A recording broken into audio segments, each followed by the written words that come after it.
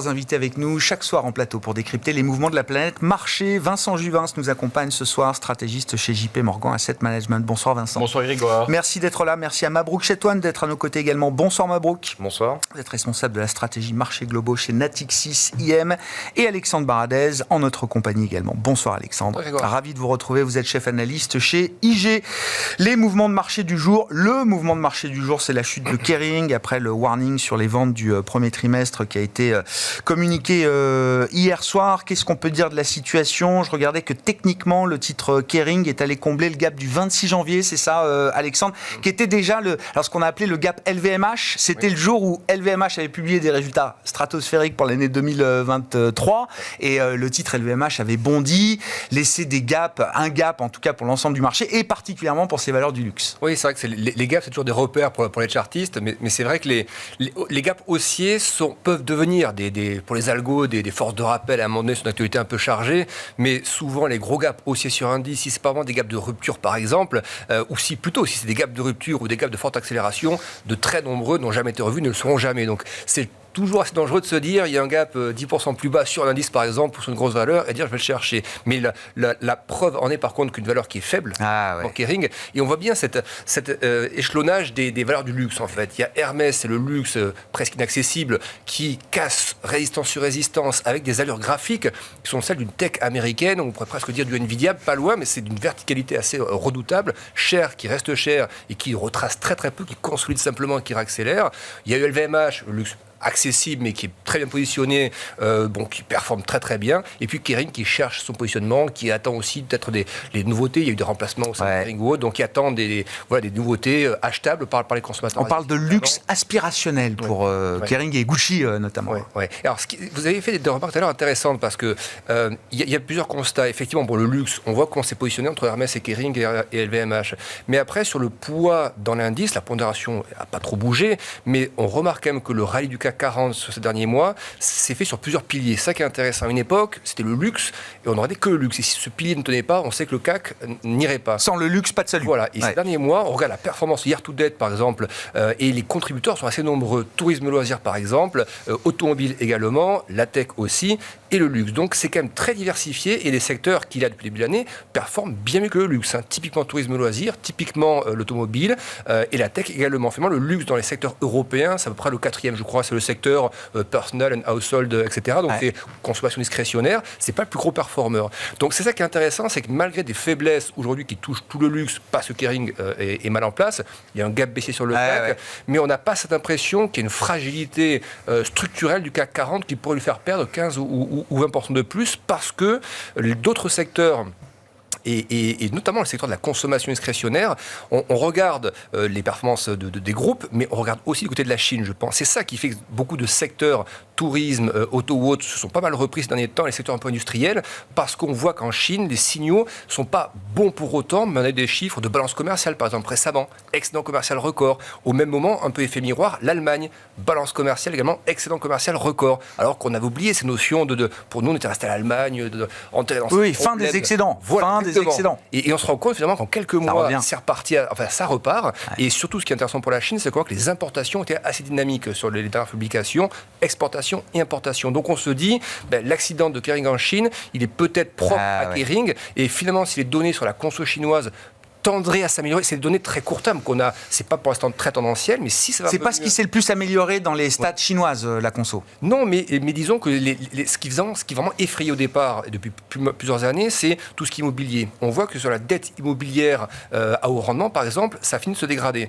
Donc, ça ne veut pas dire que ça réaccélère, mais ça finit de se dégrader. Les PMI d'activité manufacturiers, on voit bien qu'ils ont bottomé depuis un petit bout de temps, et selon les mesures officielles ou Kexin, on est un peu dessus, un peu au-dessous de 50, mais c'est plus en train de piquer du nez. Et on voit que les données de balance commerciale et dynamique, même de mobilité des Chinois sur les dernières vacances, on n'a pas eu de tel niveau de mobilité, avion, train, etc., que depuis avant Covid. Donc ça, c'est ça, je pense, qui fait aussi que le CAC, le DAX ou autre, on peut se dire, mais la France européenne, c'est pas top, mais parce que je pense que les investisseurs étrangers lorgnent toujours ces liens entre la Chine et l'Europe, et du côté de la Chine, peut-être qu'on commence à des signaux un peu faibles, mais de début de stabilisation et de petite amélioration. Mais c'est moins systémique qu'avant, vous dites. Le luxe, c'est une valeur comme Kering. On en parlait hors antenne avant. Moi, j'ai encore en tête, alors c'était fin août 2021. On avait eu un gros gros coup d'arrêt, une grosse chute du secteur du luxe sur des inquiétudes toujours liées à la Chine. J'ai repris mes notes. Kering avait baissé de 20% du pic au creux. Alors ça s'était peut-être pas fait en une séance, ça s'était peut-être fait sur 2 séances, mais ça avait été vraiment un gros coup d'arrêt qui avait d'ailleurs stoppé le rallye de reprise post-Covid, d'une certaine manière. Le pic, le pic des marchés se faisait fin 2021. Pour le Nasdaq, c'était un peu plus tard, en novembre 2021. Mais pour les marchés européens, ça avait coïncidé avec ce coup d'arrêt pour l'ensemble des marchés actions. C'est pour ça que là, finalement, un stress similaire, mais on n'est plus en 2021, et on voit que même les croissances sont assez désynchronisées, finalement, au niveau mondial. La croissance US, c'est pas la même qu'en Europe, c'est encore pas la même qu'en Chine. Et finalement, qu'est-ce qui pourrait faire que le luxe, à un moment donné, n'irait peut-être pas plus haut tout de suite? Selon moi, c'est moins par rapport à la Chine que peut-être, et ça te débat vers la Fed, ce qu'elle en pense ce soir et autres, peut-être la croissance future américaine. C'est peut-être ça qu'on va commencer à regarder, finalement. L'Europe, on a l'impression que ça bottom aussi sur les PMI, composites ou autres. On n'est pas encore en expansion sur le composite, mais on s'est redressé depuis quelques mois. Est-ce qu'on ne va pas commencer à lorgner un peu sur la partie occidentale pour les prochaines visibilités de croissance de ces groupes, plutôt que sur la Chine où on a, encore une fois, je dis ça avec toute la prudence que ça pose, mais des signaux faibles que ça s'est peut-être stabilisé sur le pire, sur le plus systémique qu'est l'immobilier notamment. Derrière Kering, je voulais bien qu'on élargisse un petit peu le sujet justement sur les forces peut-être de l'économie européenne pour 2024, avec l'idée, Alexandre le citait, il y a quelques secteurs, en tout cas des signaux boursiers qui montrent que des secteurs tournés vers la consommation discrétionnaire, le voyage, le loisir, l'hôtellerie, l'automobile également, qu'on peut inclure dans les dépenses discrétionnaires des Français et des Européens, sont des secteurs qui surperforment depuis plusieurs semaines, qui permettent aux indices européens d'ailleurs de rattraper ou de faire jeu égal avec les indices américain. On a l'indice de surprise économique mesuré par Citi sur l'Europe qui repasse enfin positif après quasiment un an de négativisme. Est-ce qu'il y a quelque chose de positif qui peut se déclencher en Europe, partant notamment peut-être du cas du consommateur européen aujourd'hui, Vincent? Oui, c'est sans doute le plus tangible. Il y a 2 sources d'espoir pour la croissance européenne cette année. C'est quelque part une croissance domestique tirée par la consommation et c'est la croissance externe tirée potentiellement États-Unis, Chine, mais c'est vrai qu'au final, c'est plutôt la Chine qui était en retard et dont on attend un rebond potentiel cette année, dont on a observé certains prémices, en effet pas sur la consommation, plus sur la production industrielle, les investissements et autres, où on a l'impression qu'on est, on est dans le creux, en tout cas en Chine. Alors pour ce qui est de la consommation domestique en Europe, on en parlait finalement hors antenne, il y a quand même des signes encourageants. Plein emploi dans pas mal de marchés européens.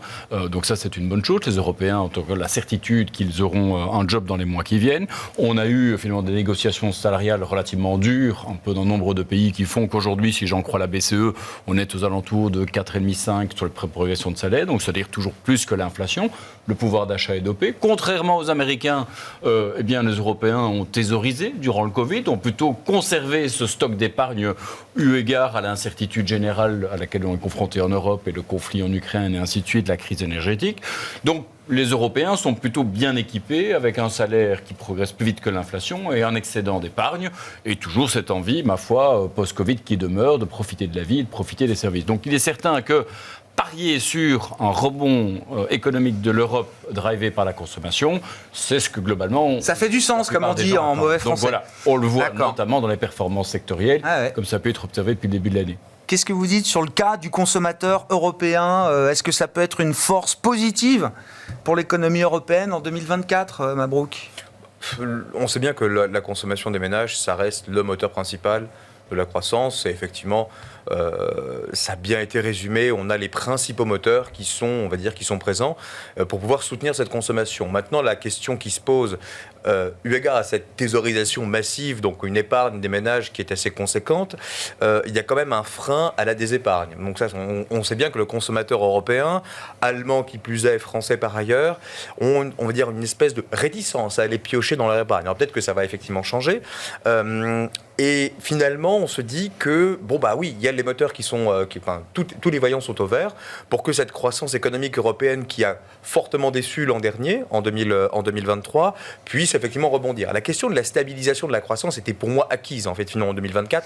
On ne pouvait pas plonger plus bas. C'est-à-dire qu'en gros, avec une Allemagne qui était en pseudo-récession quasiment, c'était quand même difficile d'imaginer, avec la Chine qui se stabilisait par ailleurs, de voir la situation se dégrader encore. Bon, pour moi, la question était acquise de la stabilisation. Celles et ceux qui prétendent effectivement que l'Europe est en récession depuis je ne sais pas combien de temps sont dans l'erreur, à mon sens. Et donc, in fine, aujourd'hui, on peut avoir que des surprises positives. En fait, la question, c'est de savoir, on a été quand même négativement surpris surpris, vous avez cité l'indice de surprise de Citigroup, qui était effectivement pas bien orienté. Depuis plusieurs semaines, la tendance est positive et on revient faire des territoires qui sont, on va dire, proches, voisins de zéro, voire même légèrement positifs. Et donc, en dynamique, c'est quand même beaucoup mieux. Et donc, il y a des bonnes raisons d'espérer, d'être même surpris positivement, avec quand même, il faut le garder à l'esprit, une hétérogénéité forte au sein de la zone euro. On a quand même des pays qui, comme l'Espagne, continuent de croître à un niveau qui est qui est plutôt bon, clairement. Donc on a eu une croissance l'an dernier qui était supérieure à 2%, qui devrait effectivement être autour de 1,5, 1,7 cette année. La France qui est toujours un peu au milieu, et puis l'Allemagne qui, se reprend, on va dire, timidement. Et donc, in fine, oui, la consommation pourra être le moteur de la croissance européenne. Maintenant, sur la question de la Chine, juste une petite parenthèse, ça va être, on va dire, un peu plus délicat à mon sens, parce que la question immobilière n'a pas du tout été réglée. Et je pense que ça va être un peu encore... Compter sur un rebond de la Chine me paraît effectivement avec une hypothèse relativement forte. Encore une fois, je parle plus de stabilisation de la Chine. Aujourd'hui, Xi Jinping n'a pas indiqué effectivement lors des différentes réunion du Congrès qu'il y avait aujourd'hui une impulsion forte attendue sur la croissance chinoise en 2024. Ça a pu être quelque chose de mesuré. Il ne s'agirait pas effectivement de peut-être retomber dans les travers du passé, d'excès de capacité qui engendrerait des tensions déflationnistes en Chine, qui est le plus gros problème que la Chine doit gérer pour le moment. Ils sont déjà un peu dans cette ornière quand même. Alors oui, bien sûr. Oui, c'est ça. L'idée, c'est de ne pas aggraver cette situation. Et la tentation est très forte finalement de dire très bien, on va construire, je ne sais pas encore combien de milliers de kilomètres d'autoroute ou un énième aéroport pour pouvoir encore effectivement donner de l'emploi. Non, c'est pas comme ça qu'il faut faire, et je pense que l'administration chinoise le sait, ça va demander du temps. Et par contre, moi je souscris à cette idée. Par contre, là, c'est quand même un véritable défi pour l'Europe. Ça veut dire que à la fois la Chine se restreint et la Chine est de plus en plus protectionniste sur des industries clés, en tout cas pour lesquelles on les livrait jusqu'à présent. Je pense notamment à l'automobile allemande. L'Allemagne doit aujourd'hui faire des pieds et des mains pour parvenir à vendre ses automobiles, avec des décotes. Je pense notamment aux véhicules Volkswagen électriques en Chine, où il y a des décotes tout à fait massives au prix qui sont pratiqués en Occident. Mais je crois qu'ils sont sortis du marché. Enfin, je pense que c'est quand même ils sont en train de se faire sortir du marché chinois. Enfin, je veux dire, clairement. Mais je ne sais pas si c'est un baroud d'honneur ou si c'est la dernière. En Europe, ça fait la consommation est certainement un des éléments d'espoir. Par contre, c'est vrai que est-ce que l'Europe peut se sortir de cette période de stagnation par les exportations? Là, ça devient quand même un petit peu. Enfin, c'est tendu. C'est pas la meilleure stratégie pour pouvoir effectivement sortir de d'une croissance faible. On ne compte pas sur les exports. Donc c'est un autre moteur qu'il faut activer, c'est le moteur de l'investissement. Et là, effectivement, il faut avoir soit une incitation, on va dire, monétaire, en baissant les taux d'intérêt, mais ça, c'est pas pour tout de suite, ou bien une incitation budgétaire. Ça, les Américains ont parfaitement maîtrisé en fait cette affaire-là dès 2022, et ça s'est bien vu en 2023. Et comme vous le dites, par ailleurs, le point le plus important, c'est la Chine fait du protectionnisme, mais les États-Unis ne s'en cachent absolument pas, ils le font également, et nous, on n'en fait pas. Bon, écoutez. Vous dites la détente monétaire en Europe ou en zone euro, c'est pas pour tout de suite. On est au premier jour du printemps. La baisse de taux aura lieu au printemps. Voilà. Non. Non ? Bon, pas pour moi. En fait, je pense que c'est pas... Vous contredisez un message, un signal explicite envoyé par certains banquiers centraux Christine Lagarde n'a pas dit qu'elle baisserait les taux au mois de juin. Donc, elle a clairement dit, mais je pense que ce qu'a fait Christine Lagarde, c'est assez... D'autres se sont avancés un peu plus précisément. Villeroy-Gallo, c'est quand même pas n'importe qui au sein du Conseil des gouverneurs. Quelqu'un d'assez dovish structurel. Donc, lui, il a toujours effectivement prôné la baisse des taux. Mais ce que je veux dire, c'est qu'en termes de communication, je pense que la BCE a un peu répliqué finalement la stratégie de la Fed. On se souvient, le 14 décembre dernier, ça a été abondamment commenté, y compris sur ce plateau. Jérôme Powell, finalement, a laissé entendre que les taux allaient baisser, finalement. Et on se rend compte que la première baisse de taux n'interviendra pas finalement avant le mois de juin, a priori. Donc, et donc la BCE, c'est juste acheter une option gratuite en donnant rendez-vous au marché, en disant au mois de juin, on regarde, et puis on voit. Et donc, il n'y a aucune garantie finalement que les preuves de la désinflation... Oui, qu'ils aient besoin de plus d'évidence et de preuves, ça je le comprends. Moi, j'ai quand même entendu qu'il y avait un signal où Christine Lagarde aller au plus loin de ce qu'elle pouvait signaler au marché pour indiquer que juin était peut-être sans doute quand même un bon moment pour encadrer les anticipations. On voit bien les attentes qui sont fortes des marchés. On a eu récemment cette semaine des publications sur les salaires négociés zone euro et coût du travail. C'est très lag, c'est des chiffres T4, mais il y avait quand même une sacrée amélioration entre le T3 et le T4. Sur la partie salaire négocié, enfin salaire wage and salaries zone euro, on était à 5,2, 5,3 le trimestre T3. Là, on est revenu, si je ne me trompe pas, 3,4. 3,4. Et coût travail aussi qui diminue. Donc ça, selon moi, c'est déjà des données que eux avaient aussi sur des data plus haute fréquence récentes et qui, selon moi, vont quand même un peu se confirmer. Donc moi, l'option de juin, par contre, je mets une pièce dessus. C'est plus est-ce que la Fed fera juin 5. Déjà, la réunion de la BCE est une dizaine de jours avant, donc bon, ça c'est pour le fun. Oui, techniquement, si les deux baissent en juin, la BCE baissera avant la Fed. Voilà, la BCE a toutes les chances de baisser avant la Fed. Le vrai débat, c'est ça. Est-ce que si on écoute, et lui, je trouve qu'il a, enfin, encore une fois, c'est Raphaël Bostic de la Fed, il a pris une carrière au sein de la Fed, et on l'a beaucoup entendu juste après Powell, la fameuse intervention de décembre, où moi j'avais estimé effectivement que c'était une erreur de communication, peut-être comme toi, où à ce moment-là, que les taux étaient déjà détendus, les marchés étaient déjà assez hauts, il a fait une erreur finalement de dire on va baisser les taux, alors qu'il n'y avait aucune urgence à ce moment-là de le faire par rapport aux conditions financières ou autres. Bostic avait dit tout de suite après, attention, moi je vois pas de baisse de taux avant le deuxième semestre. Il a déjà commencé à dire, avec ce discours, il l'a gardé mois après mois, et il l'a encore tenu il y a un peu de semaines. Il dit, je vois ça au S2, et je vois une hausse, et c'était ça, une hausse et espacée. Voilà, une baisse et une pause. Et une pause, voilà. Et ça va être une... Je veux bien un cut en juin ou juillet, et après c'est une pause. Et on voit, il a peur, c'est intéressant, il a peur, son grand argument c'est de dire les effets de marché, justement. On a déclenché, et Powell en décembre a magnifié des effets de marché qui ont conduit à une détente spectaculaire des conditions financières. Tout ça est un vent porteur pour la croissance et pour l'inflation. Et il y a un risque, effectivement, alors il appelle ça pent-up exubérance, l'exubérance refoulée des investisseurs qui sortirait de sa boîte d'une certaine manière dès que la première baisse de taux serait délivrée. Et il a très peur de ça, Raphaël Bostic. Oui, et encore une fois, il a eu un peu l'oreille des marchés parce que le marché obligataire, en tout cas, il n'était pas le seul à parler, mais le marché obligataire a corrigé le tir. On était à 3,80, on est remonté à des 4,30, donc 50 points de base. Le dollar aussi, entre quelques petites couleurs.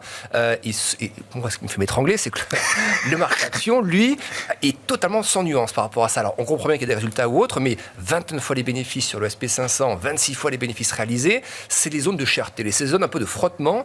Et un analyste, je crois, de Société Générale a dit ça il y a quelques jours, qu'on est déjà dans une bulle. La question, c'est est-ce qu'on va encore progresser dans cette bulle ? Est-ce qu'on est en 97 ou en 99 quoi ? Ou est-ce qu'on est début 99 ou fin 99 Oui, c'est le rôle, selon moi. Alors, ça fait débat, mais selon moi, c'est là que les régulateurs américains, la Fed, le Trésor, la SEC ou autres, peuvent, sans dire le marché est hors de prix, ils ne diront jamais un truc comme ça, mais orientent un peu les anticipations quand même pour éviter d'aller trop haut, trop vite, parce que derrière, on sait comment ça se termine à chaque fois. Donc, ce serait peut-être le moment, ce soir, par exemple, dans des projection, un peu révisée, un peu moins de baisse de taux, anticipée, peut-être de baisse de taux, le 2-3, ce genre de choses, pour que le marché action commence à intégrer la tranquille. Je rappelle juste, et je me souviens très bien de l'histoire donc, du FOMC 13-14 décembre dernier, où Powell nous fait son pivot d'anthologie, en disant qu'effectivement, ils ont bien conscience que de maintenir les taux aussi élevés pendant trop longtemps, c'est un risque, et qu'il y aura effectivement un moment d'accommodation, mais qui sera juste une recalibration de la politique monétaire, c'est un peu le sens du discours. Il avait été interrogé aussi sur les dots, évidemment, la projection des niveaux de taux directeurs pendant la conférence de presse. Et il avait expliqué, parce que la séquence voulait que les prêts à la production étaient tombés, je crois, le jour même, le matin même, que les prêts à la production entrent dans la composition du PCE, qui devait suivre quelques jours plus tard, PCE qui réfère au mois de novembre à l'époque, et comme le PPI avait créé une très grosse surprise à la baisse, beaucoup de banquiers centraux avaient anticipé que le PCE allait être là aussi plus bas que ce qu'ils imaginaient pour le mois de novembre, et donc Powell avait dit oui, certains ont pu modifier leurs dots jusqu'à la fin de la journée, jusqu'à la dernière minute d'une certaine manière. Et donc, on arrivait avec ces 3 cuts signalés par le dot plot de la Fed. Mais les 3 cuts ne sont pas non plus complètement aberrantes quand on regarde un peu le cycle américain. Si on estime, par exemple, qu'il y a une croissance, on va dire, qui va rester forte au premier semestre et que ça va commencer à, on va dire, faiblir au second semestre, globalement, juillet, c'est le bon moment. On saute à chaque fois un meeting pour en faire une autre après. On a nos 3 baisses de taux, on a 75 points de base. Et en fait, moi, je pense qu'il y a une symétrie, parce qu'on a beaucoup parlé des délais de transmission de la politique monétaire. Ça a pris beaucoup de temps avant de se diffuser sur l'économie américaine. Et là, finalement, il va y avoir également le même problème. Donc, les 3 baisses de taux ne vont pas avoir un impact immédiat. Ça va ralentir. Et l'économie américaine va ralentir d'elle-même. Donc, le timing est quasiment parfait pour le second semestre. Il n'y a pas besoin d'en faire plus. Finalement, aux États-Unis, tout est sous contrôle. Donc, le but de Powell ce soir, pour conclure là-dessus avec vous, c'est d'essayer de préserver cet équilibre que le marché semble avoir trouvé. Se stabilise autour de 4,30. Alors qu'on sent que c'est des niveaux d'équilibre. On a 2,40 en Europe, on a 4,30 aux États-Unis. Donc sur les taux longs, 10 ans. Exactement, sur les taux d'intérêt à long terme. ça ne bouge pas, on revient sur ces niveaux-là. Il faut dire que Powell a bien fait le job ces 3 derniers mois. Entre l'erreur de décembre et la situation d'aujourd'hui, que de travail pour ramener les marchés finalement à des attentes un peu plus réalistes sur ce second semestre. Et en effet, je pense que là, ces 3 baisses de taux sur le second semestre, c'est un peu plus réaliste et plus en ligne avec la ligne de l'économie américaine à l'heure actuelle. C'est juste qu'il l'a dit trop tôt. Il me semble, je pense qu'on on a tous tombé de bon, notre chaise. D'autant plus qu'on a une situation de conditions financières qui est tout à fait favorable pour l'instant, qui est même surprenante à nombre d'égards, qui traduit évidemment l'appétit pour le risque d'un certain nombre d'acteurs, pour les marchés de crédit, pour les marchés equity, et que c'était vraiment pas nécessaire à ce moment-là. Donc, quelque part, cette annonce, alors si les baisses de taux sont peut-être légitimes pour le second semestre, elle aurait pu venir aujourd'hui, par exemple. Je pense qu'avoir la discussion de décembre aujourd'hui aurait eu plus de sens. Ouais. Bon. C'est de le Santa Rally, quoi. Et donc, il faut quand même se souvenir aussi, quelques semaines avant, le 10 ans américain commençait à passer au-delà des 5%. Enfin, je veux dire, ça pouvait aussi créer. On était quelques mois après SVB. Enfin, il y avait aussi peut-être des raisons d'essayer de calmer un peu, peut-être, l'envolée des primes de terme et des vraiment les anticipations, c'était important pour ne pas laisser non plus dérailler le marché avec des taux finalement qui montent trop et qui pourraient porter préjudice à des banques régionales, peut-être. On le voit, il y a eu quelques petites faillites cet été qui sont passées, on va dire, comme une lettre à la poste, de tout petites banques. Mais là, on sent bien que le dossier n'était pas clos et il fallait quand même un peu calmer les choses. Sans doute peut-être le propos de Powell. Comment vous imaginez la communication des banques centrales, de la Fed et de la BCE une fois la première baisse de taux délivrée? C'était le sujet du discours de Christine Lagarde aujourd'hui, qui le dit, alors là, de manière très explicite, la BCE ne s'engagera pas, une fois la première baisse de taux délivrée, sur un chemin ou un rythme, où on ne donnera pas de guidance sur le rythme de baisse de taux. Est-ce que ça peut être différent du côté de la Fed? Est-ce qu'on va avoir une nouvelle forward guidance? Est-ce qu'ils vont communiquer quand même sur un objectif de recalibration de la politique monétaire?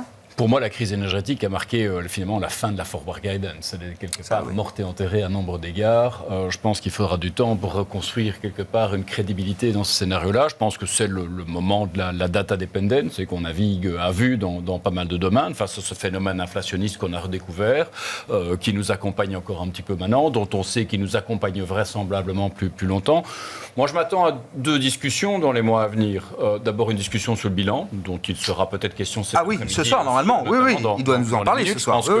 On a tous un petit peu cette idée que la taille de bilan des banques centrales en 2024 et au-delà, c'est nécessairement plus élevé que ce qui prévalait en 2006-2007.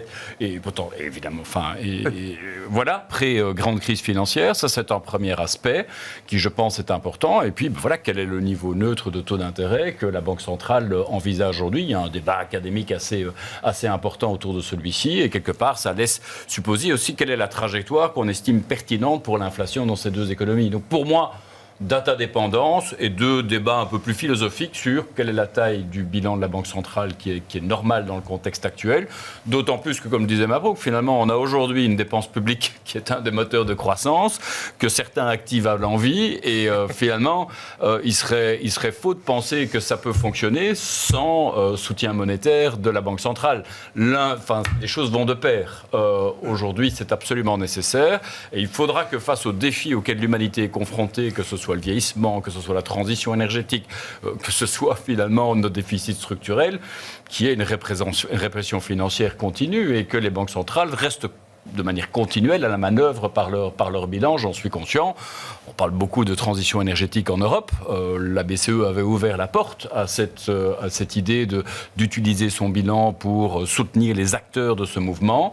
Je pense qu'on aura des QE verts en Europe certainement. Aux États-Unis, ça fera davantage débat évidemment. Mais en Europe, ça me semble une évidence. Il faut utiliser le bilan de la BCE pour finalement encourager les entreprises qui sont plus vertueuses en cette matière, pour aider l'État dans les investissements qu'il doit faire en la matière, parce qu'on sent bien que les seuls deniers publics ne suffiront pas. On a des discussions budgétaires qui sont ardues et nécessairement ardues en France, puisqu'il y a aujourd'hui, pour les budgets de pas mal d'États membres, le premier budget, c'est le remboursement de la charge d'intérêt sur la dette, ce qui est quand même un peu frustrant. Oui, frustrant et inquiétant. Oui. Inquiétant, voilà, dommage en tout cas pour l'utilisation des deniers publics. C'est pas, alors si on doit ranger les pays en 2 camps, ceux qui utilisent bien la dépense publique, je trouve que consacrer l'essentiel de son budget à rembourser des intérêts, c'est pas la bonne dépense publique. Sur l'aspect dépenses d'investissement face au challenge de l'humanité, comme vous dites, Vincent, la position d'Isabelle Schnabel qu'elle rappelle aujourd'hui, c'est de dire, oui, déluge d'investissement pour financer les transitions énergétiques, etc. Pour elle, ça veut dire R-star plus élevé. Ça veut dire taux neutre, taux d'équilibre plus élevé. Évidemment. Dans ce monde-là. Évidemment, ça suppose plus d'inflation. Donc, en effet, dans les deux cas, je pense que ce débat, en tout cas, relié sur un R-star plus élevé. J'aurais juste peut-être rajouté un dernier point. Moi, je crois beaucoup sur l'aspect pour forward guidance, c'est fini. Par contre, fiscal guidance, pour moi, ça, c'est vraiment quelque chose qui est particulièrement important. Et qu'est-ce que vous attendez comme guidance du point de vue de la politique budgétaire? Le sens de la guidance que vous attendez? Donner le cap pour les investissements. Et quelque part, ce qu'a fait Jean-Claude Juncker à l'époque, je l'ai évoqué quantité de fois sur ce plateau, tout le monde s'enthousiasme pour le fond Next Generation. Est-ce que le plan Juncker a été délivré ou pas au final? Oui, à tel point. Il reste plus d'argent, tout a été dépensé. La base de socle aujourd'hui du Next Generation EU Fund, on a eu 500 milliards au total. On n'a pas réussi à dépenser. Tout n'a pas été dépensé. Alors là, je vous mets au défi de regarder. Vrai. Plan Juncker. Il n'y a que vous qui m'en parlez. Ah oui, le plan Juncker, mais pas le plan avec le Next Gen EU. Ah non, mais Juncker a été dépensé. Le Next Gen EU s'est greffé sur le. Parce qu'il y a encore quelques temps, vous me disiez que 500 milliards de capitaux levés et dépensés. Avec d'accord. Des disponibles sur le. Ce plan date de il y a combien de temps? Ah oui, 10 ans. Bah voilà, mais donc en 10 ans, 500 milliards, c'est quand même ridicule.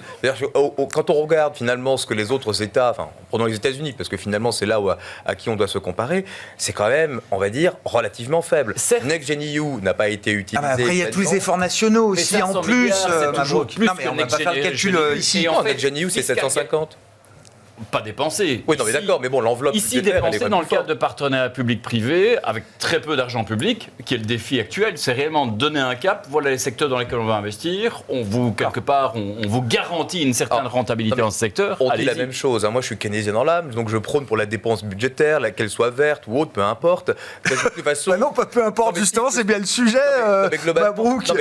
On est en train de se demander quelles sont les dépenses qu'il va falloir réaliser par rapport à celles qu'il va falloir couper. De croissance. Et donc, si on revient sur cette histoire de R-star, le R-star effectivement sera plus élevé parce que notre potentiel de croissance sera en principe plus élevé. Donc là effectivement c'est cohérent et ce que dit Madame Schnabel est absolument effectivement vrai. Il n'y a pas le choix. Donc on va émettre plus d'obligations, la croissance est plus élevée et le potentiel sera plus élevé, donc mécaniquement un taux d'intérêt plus élevé.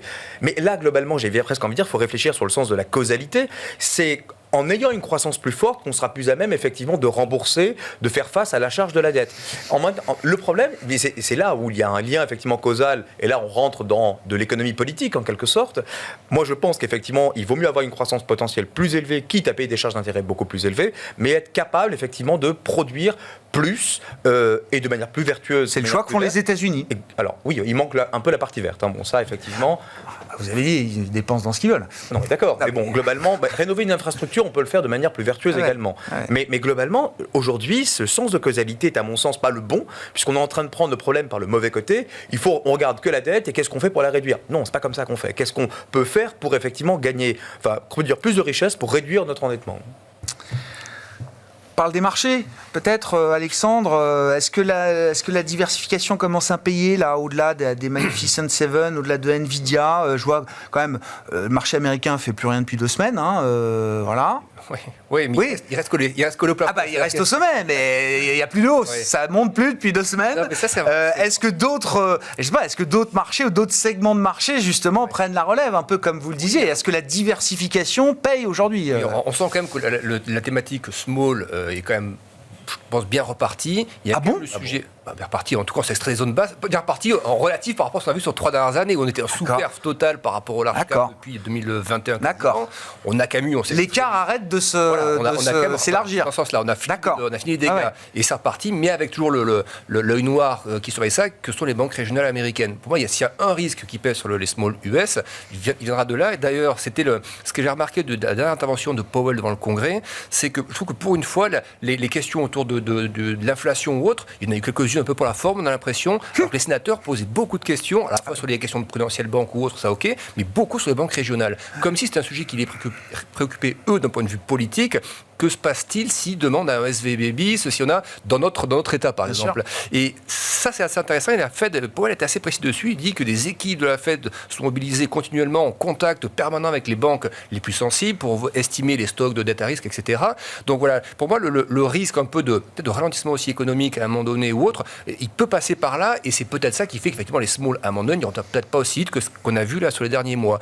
Pour autant, je pense quand même que, et ça, c'est aussi un thème pour l'Europe, on a, et si on revient un peu sur l'Europe, on parlait tout à l'heure de la diversification de ce rallye, qui donc, je trouve plutôt sain et plutôt tenable pour le moyen terme. Il y a aussi la question de la cherté européenne par rapport au marché américain qui, justement, n'est plus très cher depuis un petit bout de temps. Et ça, je pense, avec un euro toujours assez moyen, finalement, il n'est pas cher par rapport au dollar, avec des bottoms sur la dynamique, les PMI qui commencent à se redresser un petit peu ou autre, un euro qui n'est pas très cher, des valeurs européennes qui, même si le CAC est cher par rapport aux autres indices européens, en global, le stock 600, les ratios cours-bénéfice par rapport au PE du SP500, on est à 0,6, donc, et on est à des 0,5 et quelques, donc c'était des plus bas historiques. Donc, à un moment donné, la diversification va se faire aussi, va s'opérer par les investisseurs étrangers sur la partie européenne. Donc, je pense que ça va être un moteur assez puissant pendant pas mal de temps. Si en plus, la BCE, c'est tôt un peu avant la Fed, ça peut tirer un petit peu l'euro à la baisse encore, donc rendre aussi ces valeurs européennes un peu plus attractives par ce biais-là.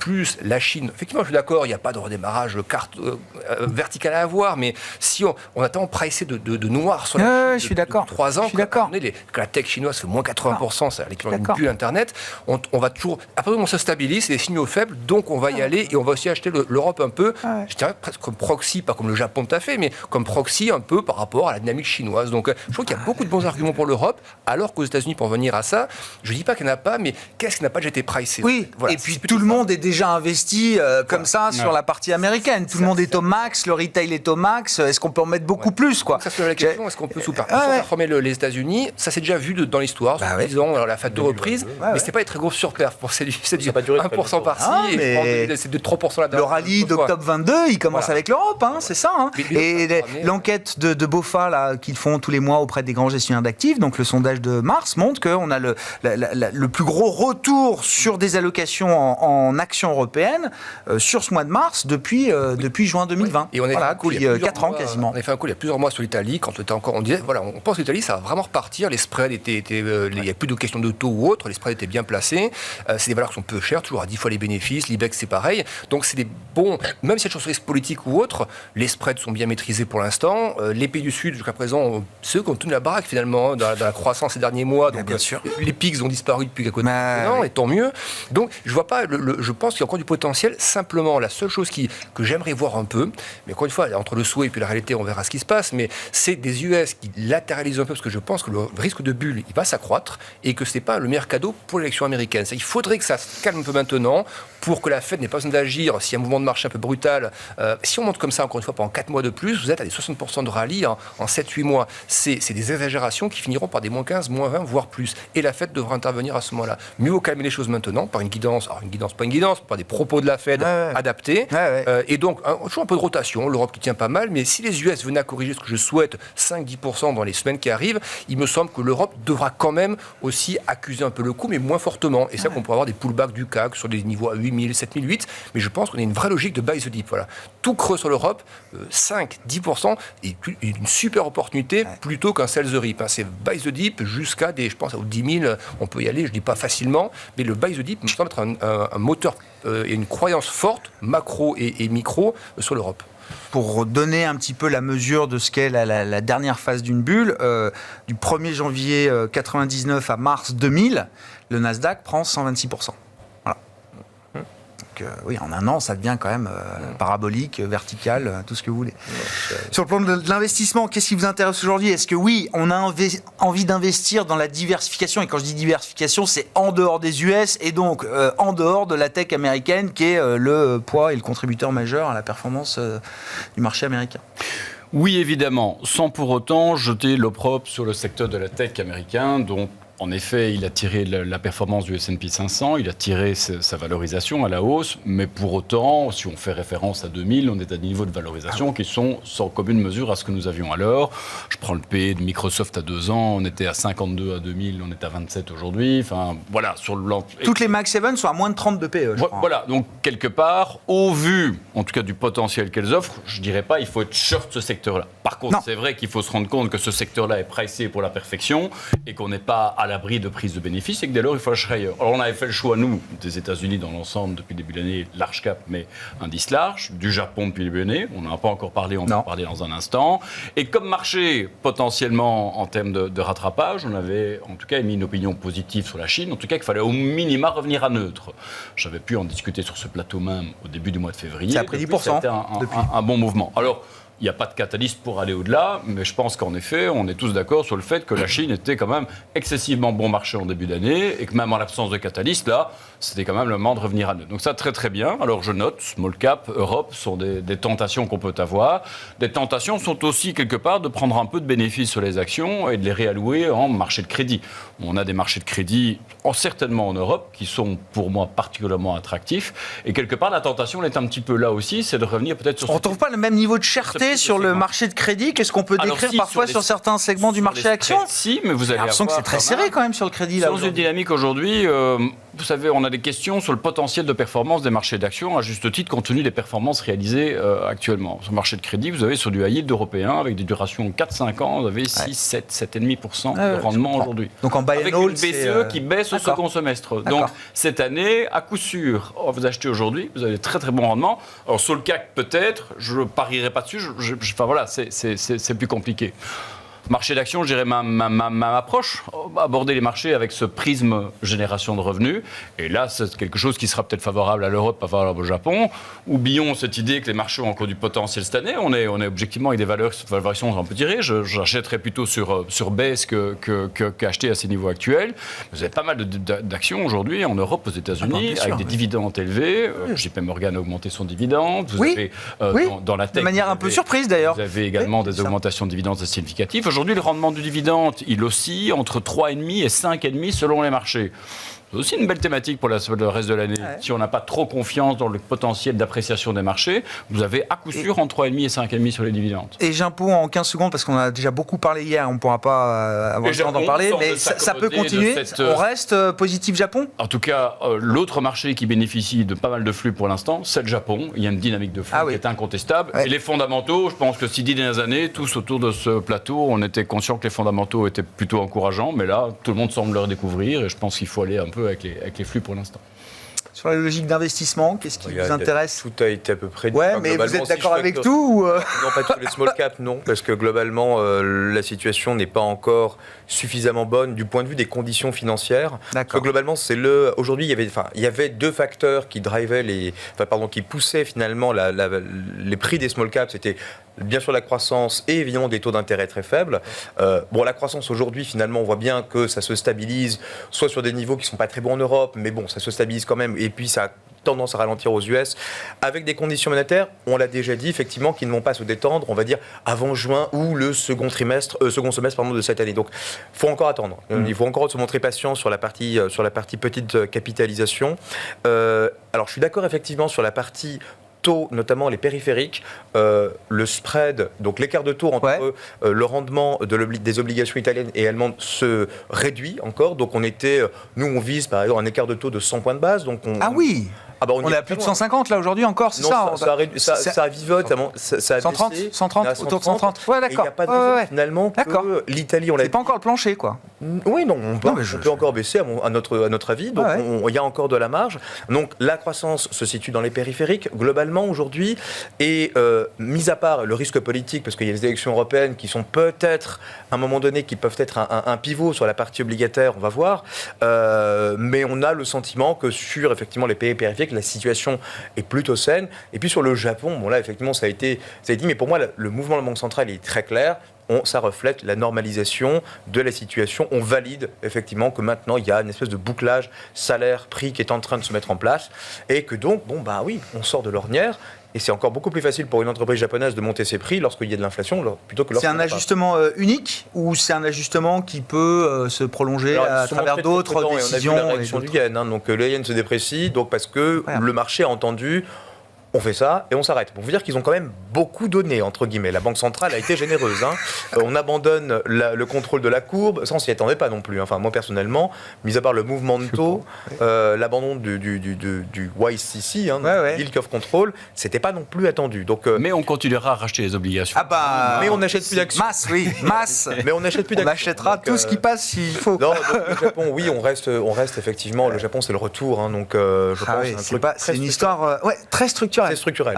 Je j'adore. pense qu'il y a une histoire structurelle et le Japon joue sur les déboires de la Chine par ailleurs. Oui, donc, on m'a expliqué qu'il y avait pas mal d'argent qui sortait par Hong Kong pour s'investir au Japon, parce qu'ils n'ont pas 36 000 possibilités pour investir, les Chinois, en dehors de Chine, évidemment. Les flux internationaux d'investisseurs qui veulent effectivement être investis effectivement en Chine, ils vont plus. Donc, ils vont au Japon. Alexandre, je pose dans tout ce qu'on a dit, je voulais qu'on dise un mot du complexe matières premières aussi, peut-être, ça se réveille, ça repart, il y a une tendance, la fin d'une tendance baissière au moins sur... En tout cas, une stabilisation. Je pense qu'on est revenu finalement des niveaux largement d'avant Ukraine et même un peu des niveaux encore d'avant. Même le gaz européen, par exemple, c'est 22, 23, 25, 30 euros le mégawattheure, c'est des niveaux qu'on avait en 2017, 2018, donc bien avant tout le Covid et la partie Ukraine. Alors, il y a eu deux constats quand même récemment. On a eu depuis 10 jours un rallye de près 5% en moyenne sur les matières premières, si on prend un indice synthétique, agriculture, métaux et énergie, 5%. Ça a quand même contribué aussi au fait que les taux restent un peu élevés, au-delà des aspects PPI, CPI ou autres. Les matières premières ont un peu contribué, et parce qu'on se dit aussi peut-être sur l'inflation que l'aspect effet de base qui va jouer vraiment négativement, contribution négative à l'inflation, désormais quand on regardait le pétrole 12 mois auparavant, il est plutôt à 70, maintenant on est à 80. Donc, on a mangé les effets de base favorables, ça peut... Il va falloir que le service continue d'atterrir tranquillement pour compenser un peu le risque de recontribution positive à nouveau, des biens peut-être pas, mais d'énergie dans un premier temps. Ça, mais c'est quand même un très bon signe, je pense, et je pense que c'est ça que le marché a acheté sur le cuivre ou autre, c'est ce qu'on dit, c'est la Chine, c'est des signaux faibles, mais que le marché... L'amélioration du cycle. Et la transition, ça, c'est des choses de long terme, donc il semble que c'est des bons points d'entrée pour des gens patients, pas forcément pour des rallyes de 15%, mais peut-être un aspect un peu bottomant, qui peut être un peu large quand même, mais c'est des niveaux pas inintéressants, je pense, pour se remettre sur les métaux industriels, et même les métaux, même semi-précieux, type argent par exemple. La zone des 20-22, elle tient bien sur l'argent, ça a des gros beaux. Il y a un ratio or-argent qui est très tendu aujourd'hui, par exemple. Et je pense que un ratio qui est beaucoup regardé. 30 un peu au-delà, sur les 6-12 mois, ça, je pense, c'est un bon call. Merci beaucoup, messieurs. Merci d'avoir été les invités de Planète Marché ce soir. Alexandre Baradez, IG, Vincent Juvin, JP Morgan Asset Management et Mabrouk Chetouane, Natixis IM.